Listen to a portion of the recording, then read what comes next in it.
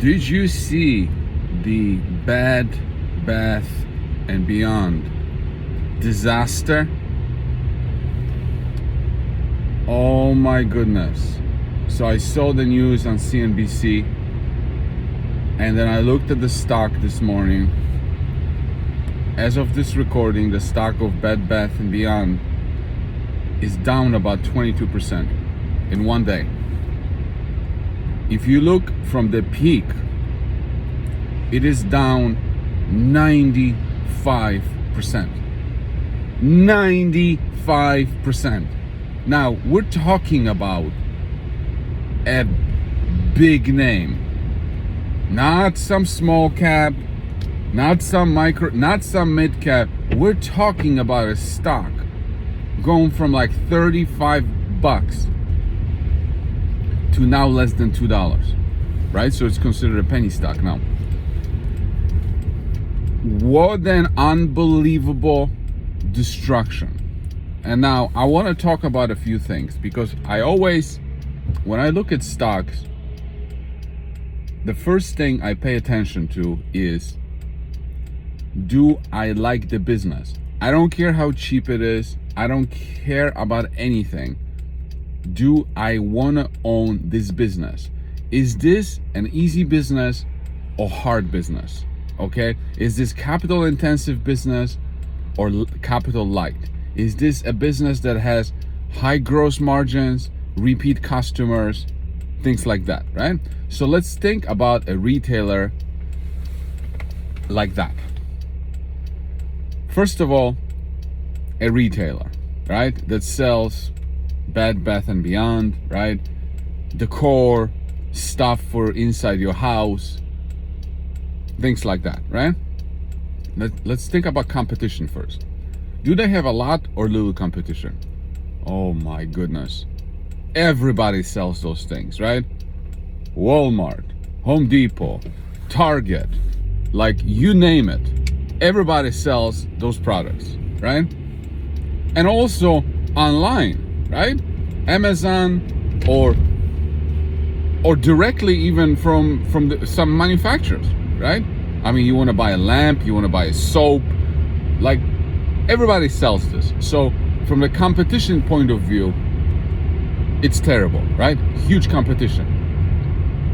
So as a result of this, you can't really sell your products at a really high margin. Like you can't, right? Because somebody else is gonna go down the street and buy the same thing for less. Because many of the products that this company sells, other retailers also sell, Amazon also sells, right? So the margins are never gonna be great, right? Now, what about attracting your customers? Well, what kind of place do you need to sell? Well, first of all, you have to have a lot of inventory, like a lot of inventory, which is capital intensive, right? To buy up all this inventory, even if you buy it on terms, like you need to have a lot of stuff to attract people, right? And so that's capital intensive, okay? So that's not a good business. And then you have to sell it at a place that is high traffic place, right? Because people are too lazy. Like the best thing, if you wanted to make a business like this good, you would open up a store in a secondary location, industrial park, like not a lot of traffic, tiny rent, right? But nobody's gonna come to your store, right? So it has to be at the best retail locations, and retail is the most expensive real estate there is, okay? Like they have to be on busy streets, next to McDonald's, intersections, next to Best Buys, things like that. Like, so that's another strike against it. High rent, okay? Now, what about the place inside? You know, you wanna make it a pleasurable experience for people to come in.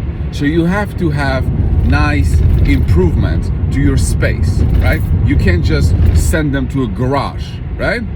So you have to have a nice floor, has to be clean. You have to have nice decor inside your stores. That's expensive, right? It's really expensive. So it's either you pay this money on your own to decorate the stores, make sure that the parking lots are always beautiful, paved, there's no holes. So you either pay for it yourself, which is capital intensive, or you let your landlord pay for it. But then if the landlord pays for it, because most of these stores don't own the real estate, right? If the landlord pays for it, well, guess what? The landlord is going to require a long-term lease, and it's going to require a higher cost per square foot to cover the costs. Somebody has to pay the cost. It's not going to be the landlord. It's going to be the store. It's either you pay for it yourself and you don't own the real estate, or you pay for it through a higher rent, right? So selling and because the rent is going to be part of the selling and administrative, right? It's going to be part of that because you need that to sell the products. So you have high competition on revenues. You can't have great margins, and you have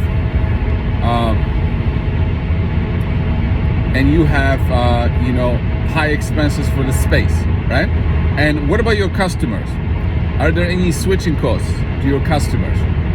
Like, is there a lot of brand loyalty? Yeah, there's some brand loyalty. I told my girlfriend today that Bed Bath & Beyond is probably going to go bankrupt. And she's like, oh, I like the store. Yeah, but it's not like she's going there every day, right? So, and there's no attachment, no switching costs, right? No network effect, right? Remember about the moats? There's no switching costs. You can go to Walmart any day. Okay? You go where there's the cheapest. And then Amazon, right? Buying online. So it's just a terrible business. Okay? And because it's a capital intensive business, where's the capital going to come from? Well, the capital is either going to come from shareholders, equity, but shareholders don't want to get diluted. So it comes from debt, right? So Bed Bath & Beyond has a lot of debt, and now people are getting squeezed with inflation. They have lots of choices. Guess what? The debt has to be paid, and they're not making any money. They're losing a ton of money in this economy. So the situation is horrible. But I know everybody's down on everything, but again, Bed Bath & Beyond being down 95% is completely different than some other company with a future being down 90, 80 or whatever. It's a terrible situation, but it's something like this could always be avoided by first thinking about, do I like this business in the first place? It doesn't matter what the analysts say, doesn't matter what the projections are, do I like this business in the first place? If I don't like the business in the first place because of the reasons that I gave, I'm not touching it no matter what. And you might think about, well, what about companies like Home Depot and Lowe's? They are a little bit better. You know why they are a little bit better? They're retailers. Same thing, high locations, parking lots, all the stuff is the same thing. But what's different about them is they have like a duopoly. Home Depot or Lowe's are like the only game in town. I mean, there's Menards and there's some local, but these are the main two players and they don't have a lot of competition.